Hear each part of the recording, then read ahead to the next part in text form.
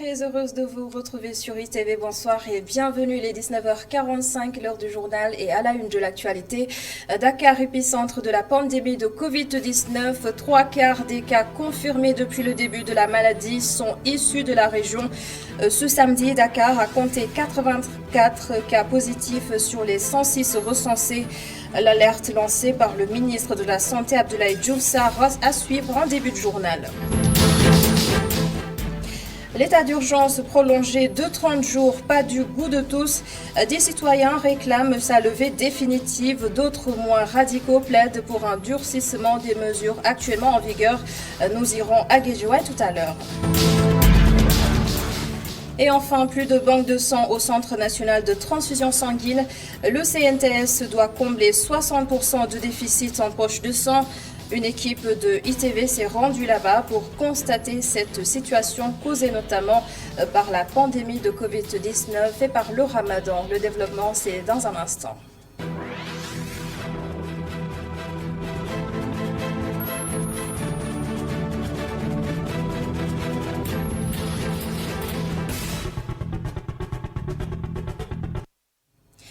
Kaffrine, jusque-là épargnée, vient de rejoindre la liste des régions touchées par le coronavirus. Un premier cas issu de la transmission communautaire et autre chose. La situation à Dakar commence sérieusement à inquiéter. Sur les 106 cas confirmés aujourd'hui, les 84 proviennent de Dakar, justement, devenu l'épicentre de la pandémie. Inquiet, Abdoulaye Diouf Sarr annonce une stratégie spécifique de renforcement de la lutte à Dakar. Le ministre de la Santé que nous écoutons. Sur 1370 tests réalisés, 106 sont revenus positifs, soit un taux de positivité de 7,73%. Les cas positifs sont répartis comme suit. 94 cas contacts suivis par nos services, 12 cas issus de la transmission communautaire, répartis entre Parcelles Assainies, 2 cas communautaires, Cambérène, 2 cas communautaires, Colobane, 1 cas communautaire, Liberté 3, 1 cas communautaire, Guédiawaye, 1 cas communautaire, Hann Bel-Air, 1 cas communautaire, Nord Foire, 1 cas communautaire, Sicap Amitié, 1 cas communautaire, Koungheul dans la région de Kaffrine, 1 cas communautaire et Touba, 1 cas communautaire. 23 patients sont déclarés guéris ce jour. 14 cas graves sont pris en charge dans les services de réanimation de nos hôpitaux. L'état de santé des autres patients hospitalisés est stable. Et sachez qu'actuellement, 13 régions du Sénégal sont touchées par le virus. Il ne reste que Matam qui résiste encore. À présent, l'évolution du coronavirus à l'intérieur du pays. D'abord à Ziguinchor, où nous retrouvons notre correspondant Hassan Ba. Bonsoir Hassan. Bonsoir Adam Anouchkaba, bienvenue à Ziguinchor. La situation commence à être inquiétante ici. La région enregistre aujourd'hui 2 cas positifs de coronavirus, ce qui fait au total 22 cas confirmés en l'espace de 72 heures. Les 21 cas sont des cas contacts du cas issu de la transmission communautaire, déclaré positif il y a 5 jours dans le populaire quartier de Boukot, situé au cœur de la ville. L'autre cas, c'est un cas importé de Guinée-Bissau, un enseignant de 44 ans qui habite Kandjalan, un quartier périphérique de la ville de Ziguinchor. Il était parti en vacances en Guinée-Bissau et bloqué sur place par les mesures de fermeture de toutes les frontières du Sénégal. Parmi les 5 cas confirmés de coronavirus ce vendredi à Ziguinchor, les 5 cas contacts, il y a aussi un enseignant. C'est le fils du cas communautaire de Boukot, ce qui fait 2 enseignants touchés par la Covid-19 dans la région de Ziguinchor. Même s'il y a actuellement 2 enseignants sous traitement à l'hôpital régional, les autorités éducatives restent optimistes pour une bonne reprise des cours le 2 juin prochain. L'inspecteur d'académie Cheikh Faye a réceptionné tout le matériel nécessaire pour faire respecter le protocole sanitaire dans les écoles. Adam Anouchkaba, c'est tout pour le point Covid-19 dans la région de Ziguinchor. Merci beaucoup Hassan Ba pour toutes ces précisions. À présent, Kaolack avec Modou Sène. Là-bas, la situation se stabilise de plus en plus selon les autorités sanitaires. Bonsoir Modou Sène. Bonsoir Adama et bienvenue dans la capitale d'Issaloum. La situation de la pandémie au coronavirus ici au niveau de la région de Kaolack, on peut dire que Kaolack commence véritablement à maîtriser la pandémie dans la mesure où depuis l'apparition de 2 cas ici de la transmission communautaire, il y a de cela maintenant plus de 15 jours, voire même presque un mois, Kaolack n'a pas encore enregistré de nouveaux cas de coronavirus. Tous les cas contacts sont sortis d'ICV, mais aussi au niveau du service des maladies infectieuses de l'hôpital régional Ibrahima Niasse de Kaolack. Il n'y a qu'un seul patient qui est sous traitement. Donc la région de Kaolack actuellement, on peut dire, a maîtrisé la pandémie du coronavirus. Reste maintenant à inciter les populations à respecter les mesures barrières, notamment le port du masque.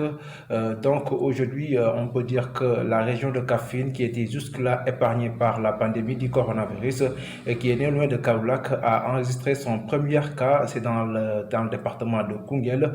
Il s'agit d'un homme qui s'active dans le commerce, qui faisait la navette entre Koungheul et Touba. Certainement, il a chopé le virus au niveau de Touba. Donc, ce patient qui est le premier au niveau de la région de Kaffrine est un cas ici de la transmission communautaire aussitôt alerté. Et les autorités ont organisé ce qu'on appelle une réunion d'urgence ce matin au niveau de la gouvernance, une réunion présidée par le gouverneur de la région de Kaffrine, par ailleurs président du comité régional de gestion des épidémies. Il y a 7 personnes qui sont des personnes contacts qui ont été mises en quarantaine et isolées, mais aussi prélevées. Il y a aussi un médecin, c'est le médecin du district sanitaire de Koungheul qui fait partie des personnes contacts parce que c'est la première personne qui a pu consulter le patient en question. Donc voilà la situation de la pandémie au niveau de Saloum, Kaolack qui quand même a maîtrisé la situation au moment où la région de Kaffrine a enregistré son premier cas de coronavirus. Modou, c'est notre correspondant à Kaolack. La mesure est entrée en vigueur hier vendredi. L'état d'urgence prolongé de 30 jours, mais l'opinion est divisée. Certains Sénégalais souhaitent que cet état d'urgence soit tout simplement levé. Et d'un autre côté, il y a ceux qui souhaitent le durcissement des mesures. Un reportage réalisé à Guédiawaye par Mamadou Lamine Fati. Alassane parle de vivre avec la pandémie. Alors, pour lui, la prolongation de l'état d'urgence n'a pas sa raison d'être. Bon, ma réaction est que moi, je ne vois pas la pertinence vraiment de prolonger cet état d'urgence. Parce que vu que cette situation, aujourd'hui, on a dit qu'il faudra apprendre à vivre avec cette pandémie. Donc, tout un chacun, il faudrait que tu sois responsable pour pouvoir vivre avec cette pandémie. Mais quand tu as augmenté cet état d'urgence, alors que les gens n'ont pas de quoi manger, alors que la majeure partie des Sénégalais sont des gourgourlous, là je crois que c'est impertinent de prolonger cet état d'urgence. Le constat est tout autre pour le maire de Médina Gounass. Selon lui, la mesure doit être durcie. Bon, cette prolongation aussi, vraiment, ça reste. Parce que aussi les gens vraiment sont toujours dans la rue, même la nuit. Donc jusqu'à 1h du matin, hier j'ai vu vraiment que c'est comme il n'y a pas d'état d'urgence dans les quartiers. Donc ça aussi, bon, vraiment, il faut que l'autorité aussi essaye de voir exactement comment essayer d'encadrer ça pour que les gens quand même restent chez eux. Parce que aussi, comme que la maladie progresse, comme par exemple, bon, si je prends le cas de Médina Gounass, bon, ça continue. Donc il faut aussi les gens, qu'on pousse aussi les gens à respecter vraiment ces mesures. Une prolongation de l'état d'urgence qui divise. Si certains sont pour, d'autres considèrent qu'il faut lever les mesures si on veut vivre avec la pandémie. L'assouplissement des mesures ne veut pas dire relâchement. C'est le gouverneur de Dakar qui parle ainsi. Al-Hassan Sall a dirigé une caravane de sensibilisation à Rufisque. Regardez. Insister pour que la population comprenne que l'assouplissement n'a rien à voir avec relâchement. Aujourd'hui, plus qu'hier, chacun d'entre nous doit se mobiliser pour que les mesures barrières soient respectées. Nous, et au-delà de nos modestes personnes, les acteurs qui sont à la base, notamment les acteurs communautaires, il s'agit des leaders des quartiers, les délégués donc de quartier, les présidentes des mouvements de femmes, les présidents d'associations de jeunes, les Badjonougor, les imams. Nous souhaitons que ces acteurs-là prennent le combat en main, qu'ils portent la bonne parole et qu'ils aillent à la rencontre des populations pour leur expliquer le pourquoi de ceci, le pourquoi de cela, pour leur imposer s'il le faut le respect des gestes barrières, le réflexe des gestes de prévention, le respect des recommandations du personnel de santé. C'est l'un des titres de cette édition. Les réserves de sang du Centre national de transfusion sanguine sont presque vides. Le CNTS a un déficit de 60% causé par la pandémie de Covid-19 et le Ramadan. Cette semaine, les responsables du centre ont lancé l'alerte sur les réseaux sociaux notamment.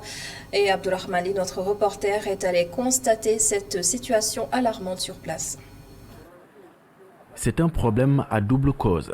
Les banques de sang sont presque vides au Centre national de transfusion sanguine à près d'une semaine du mois de Ramadan à cause du coronavirus. Le coronavirus impose des restrictions et empêche les responsables du Centre national de transfusion sanguine de faire des sorties.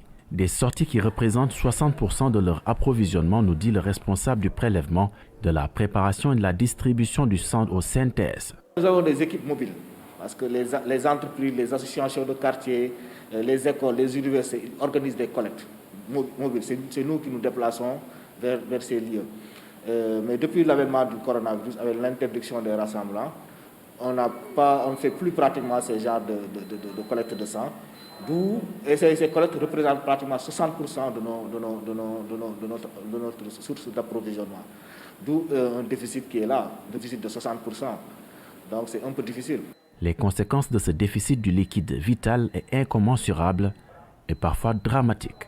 La première conséquence, il faut noter qu'un patient qui doit être transfusé pour suivre une intervention chirurgicale ou pour une dialyse ou pour une chimiothérapie, s'il reste à l'hôpital sans avoir le sang, tant qu'il n'a pas ce sang, il ne peut pas faire son intervention. Ça, c'est un. Il y a des risques de décès parce qu'il y a des urgences. Par exemple, une femme qui accouche, qui perd beaucoup de sang, s'il n'est pas transfusé, il y a des risques. Un accidenté, pareil. La troisième conséquence, qui n'est pas à négliger, c'est que tout le monde est fatigué parce que le patient, on appelle ses parents pour qu'ils viennent donner, etc. Et ça, ce n'est pas préférable. Un cas de force majeure qui explique d'ailleurs la présence aujourd'hui de ce jeune homme au CNTS.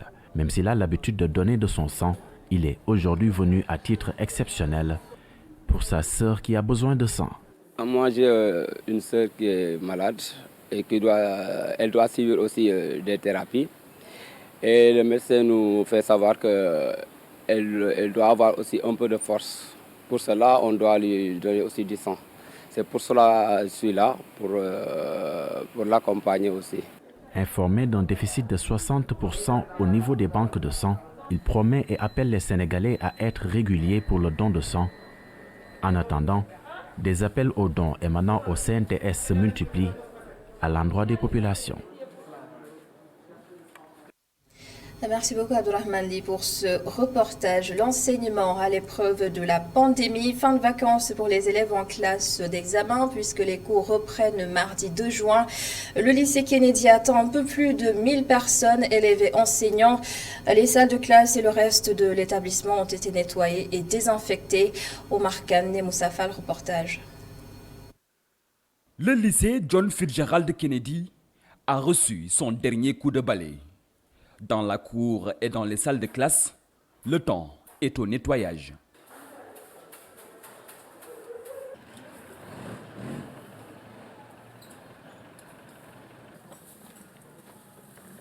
Un nettoyage qui a démarré depuis plusieurs jours, nous dit le concierge du lycée.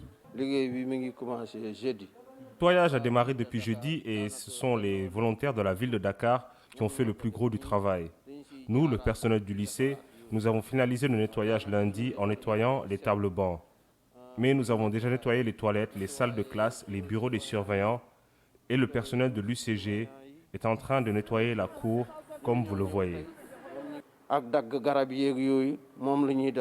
Au même moment, au niveau du bâtiment administratif, l'on réceptionne des dons de différentes structures. Des dons composés de lave-mains, des thermoflash, des masques, des savons, du gel, de l'eau de javel, entre autres désinfectants et matériel de nettoyage. Un arsenal plus que nécessaire pour accueillir un peu plus de 1000 personnes, entre élèves, professeurs et surveillants, le 2 juin. Oui, nous sommes prêts. Hein. Nous sommes dans les derniers réglages, donc avec la réception du matériel, le nettoiement, la poursuite du nettoiement, parce que nous sommes dans le nettoiement depuis très longtemps. Donc l'école a été désinfectée.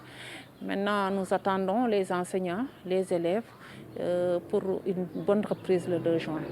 Il faut dire que nous attendons 814 candidats, 294 candidats du BFM et 506, je pense, élèves pour 516 pour le baccalauréat, avec 124 professeurs créés en mai, le personnel d'encadrement de 34. Il y a un personnel service aussi de technique de service 17. Nous attendons aussi 5 volontaires de la ville de Dakar. Donc tout ça mis ensemble tourne autour de 1000 personnes qui vont fréquenter le lycée John Fitzgerald Kennedy à partir du 2 juin. Ici, presque tout est fin prêt pour une nouvelle rentrée, sous le regard superviseur du 35e président des États-Unis qui attend avec impatience ces Kennediennes.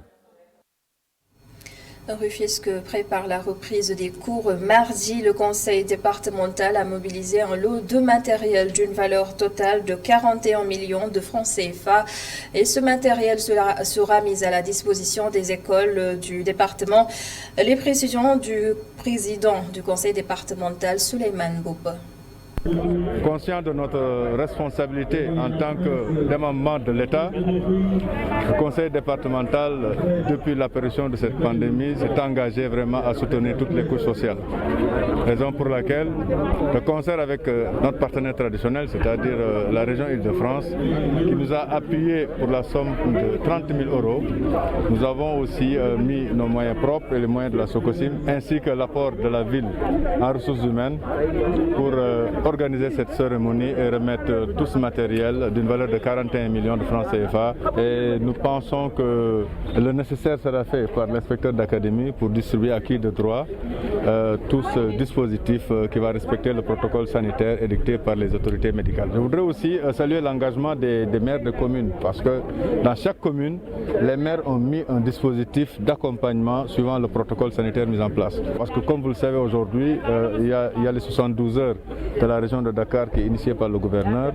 Nous voulons sensibiliser beaucoup plus les parents d'élèves, les acteurs communautaires à pouvoir accompagner cette ouverture des classes. Et nous pensons que nous allons avoir une ouverture des classes d'examen sans problème. Et nous allons voir d'ici une semaine quels seront les résultats par rapport à tous ces dispositifs qui ont été mis en place. Même scénario à l'intérieur du pays, les opérations de désinfection se multiplient dans les écoles.